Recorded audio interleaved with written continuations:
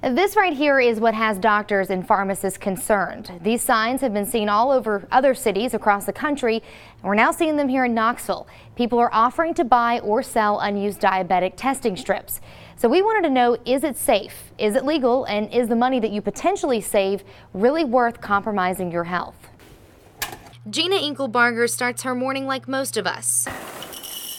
But before eating, she tests her blood sugar. That's, I guess, my confidence check that I'm doing the right thing. Like many diabetics, Gina depends on these test strips. I'll do it first thing in the morning, before and after lunch, and before and after dinner, just to have an idea, make sure that everything's where it needs to be. Critical, but also expensive, especially when you're testing yourself multiple times a day.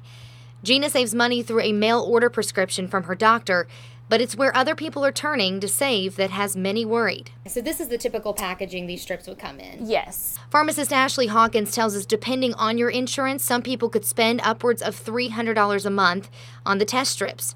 It's expensive, and it has diabetics buying them from random people, like the person who posted this sign, or even online. This Craigslist ad I found, for example, offers an entire supply kit for just $60.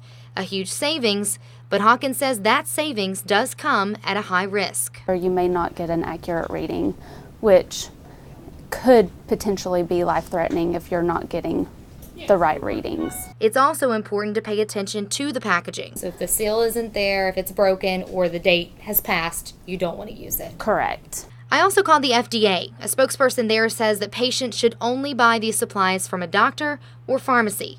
While buying the supplies from an individual is not illegal, selling the test strips is, depending on the circumstances. They tell us if there's evidence that the strips are misbranded or have been stored incorrectly, it is illegal to sell them. And in the past, the FDA has even brought criminal charges against companies and those looking to make a little extra cash. Knowing how critical it is to get an accurate reading, Hawkins hopes that diabetics won't even take the chance. And then wait a few seconds. And for someone like Gina, knowing without a question that her supplies are safe brings her peace of mind.